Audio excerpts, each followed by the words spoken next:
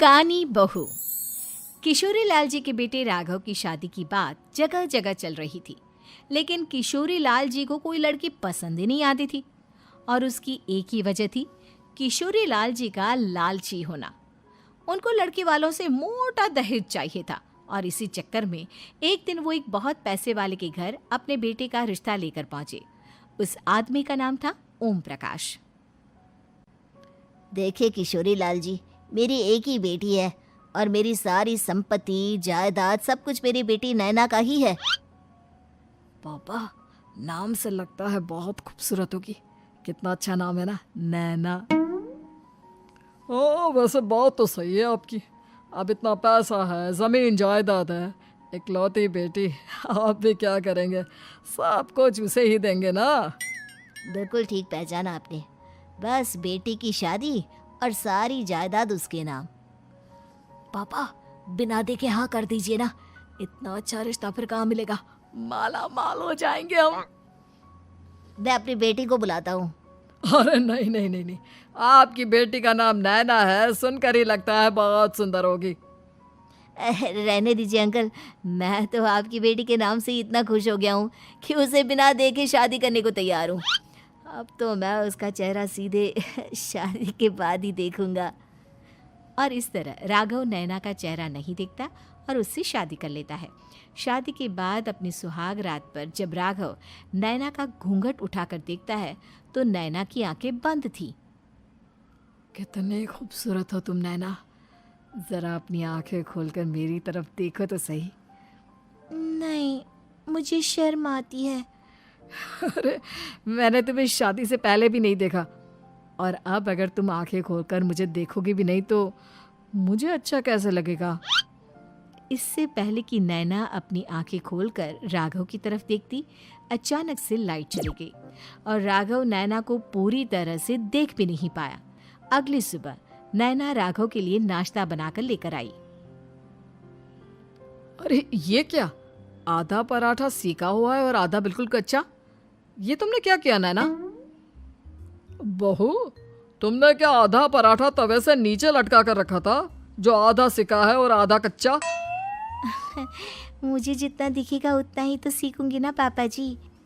जहाँ जहाँ मुझे नजर आ रहा था वहाँ मैंने सीख लिया, जहाँ जहाँ नहीं दिखा वहाँ कच्चा रह गया होगा। इसका क्या मतलब है? ये कैसा मजाक कर रही है तुम? अरे बहू, तुमने इतना लंबा घूंघट क्यों लगाया हुआ है? देखो, हमारे घर में बहुओं को बेटी की तरह रखा जाता है, और फिर तुम तो इतना सारा माल लेकर आई हो। देखो, ये घूंघट डालकर रखने की कोई ज़रूरत नहीं है। हाँ नैना, पापा जी ठीक कह रहे हैं, तुम तो आराम से रहो, अपना ही घर समझो। नैना अचानक से अपना घूंघट उठा लेती है। अरे ये क्या पापा, नैना की तो एक आंख फूटी हुई है। नाम से नैना, लेकिन ये तो कानी बहू निकली। मेरे साथ धोखा हुआ है, धोखा।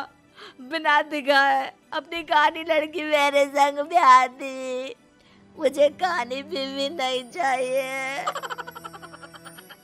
मुझे अभी ओम प्रकाश जी से बात करनी पड़ेगी। आखिर उन्होंने मेरे साथ ऐसा किया क्यों? अरे, आप लोगों ने ही तो पापा से कहा था कि आप लोग शादी से पहले मुझे देखना नहीं चाहते। अब मेरे पापा पर क्यों इल्जाम लगा रहे हैं? अरे लेकिन उन्हें बताना तो चाहिए था ना कि तुम कानी हो, एक आंख से तुम्हें दिखाई नहीं देता। किशोरी लाल और राघव नाराज होकर ओम प्रकाश को अपने घर बुलाते हैं। पापा जी, ये आपने क्या किया? शादी से पहले बताया क्यों नहीं कि नैना की आंखों में परेशानी है? अरे, आप ही ने तो लड़की देखने से मना कर दिया था। और लेकिन आप बता तो सकते थे। आपको तो हमारी बेटी की प्रॉपर्टी चाहिए थी, वो भी पूरी की पूरी। अब क्या हुआ अगर उसे आधा दिखाई देता है? प्रॉपर्टी तो आपको पूरी मिल गई ना। अरे ये क्या बात हुई? मेरी शादी प्रॉपर्टी से नहीं, आपकी बेटी से हुई है। अब ये तो पहले सोचना चाहिए था, तब तो मेरी प्रॉपर्टी देखकर तुम्हारी जुबान लप लपा रही थी। लेकिन मैं कानी लड़की को अपनी बीवी बनाकर नहीं रख सकता। पापा, कुछ करिए ना आप। हाँ, करता हूँ। देखिए ओम प्रकाश जी, आप हमारे साथ ऐसा नहीं कर सकते। और तुम देखो, अगर तुमने मेरी बेटी से शादी तोड़ी ना, तो जो भी प्रॉपर्टी मैंने तुम्हें दी है वो तो पूरी की पूरी वापस ले ही लूँगा, और आधी प्रॉपर्टी तुम्हारी भी लूँगा। अरे मेरी आधी प्रॉपर्टी भला क्यों लेंगे आप? इसलिए क्योंकि मेरी बेटी को आधा नज़र आता है और उसकी नज़र अभी तक तुम्हारी आधी जायदाद पर ही पड़ी है। अब तुम उसे घर से निकालोगे तो कुछ तो लेकर जाएगी ना। और अगर हम आपकी बेटी को अपने घर की बहू बनाकर रखे तो? तो तुम्हारी पूरी प्रॉपर्टी तुम्हारी ही रहेगी, और जो मैंने तुम्हें दिया है ना, उसमें से बस मैं आधा लेकर जाऊंगा। अरे लेकिन अब आप अपनी दी हुई प्रॉपर्टी में से आधी वापस क्यों लेकर जाएंगे? अगर मैं आपकी बेटी को अपनी पत्नी बनाकर रखने को तैयार हूं तो?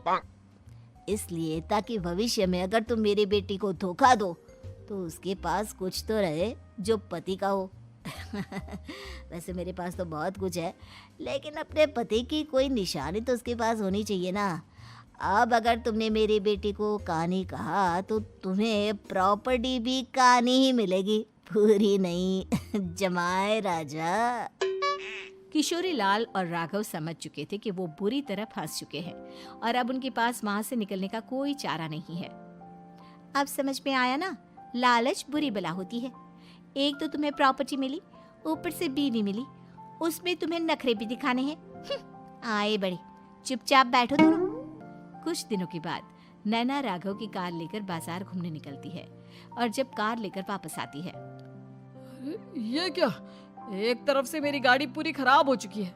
लगता है तुमने मेरी गाड़ी को किसी दूसरी गाड़ी के साथ एक्सीडेंट किया है। अरे अरे कितना बड़ा नुकसान कर दिया तुमने बहू। वो क्या है ना पापा जी, मुझे एक आंख से दिखाई नहीं दे रहा था, सामने से गाड़ी आ रही थी। मुझे तो सिर्फ आधा ही दिखाई दिया और वो गाड़ी मेरी कार से रगड़ते हुए निकल गई। अब मैं क्या करूं बताओ? आप इसे ठीक कराने के पैसे कौन देगा? तुम्हारे पापा। तुमने मुझसे इस तरह से बात की? अभी रुको। नैना राघव की शिकायत ओम प्रकाश को कर देती है। देखो राघव, अब जो मेरी आधी प्रॉपर्टी तुम्हारे पास थी ना, उसमें से आधी और मैं लेकर जाऊंगा, क्योंकि तुमने मेरी बेटी को डांटा। अरे नहीं नहीं पापा जी, गलती हो गई, माफ कर दो। गलती की तो कोई गुंजाइश ही नहीं। अगली बार मेरी बेटी को डांटा तो बची हुई आधी में से आधी और ले जाऊंगा। लालच के चक्कर में हम दोनों ने बहुत बड़ी गलती कर दी बेटा। एक तो तुम्हें कानी बहू मिली और ऊपर से जो माल मिला वो भी काना। इस तरह राघव की हर एक गलती पर ओम प्रकाश उसकी प्रॉपर्टी का आधा आधा हिस्सा लेकर अपना सारा माल वापस ले गया और राघव को कानी बीवी से काम चलाना पड़ा। भाई लालच वाकई में बुरी बला है।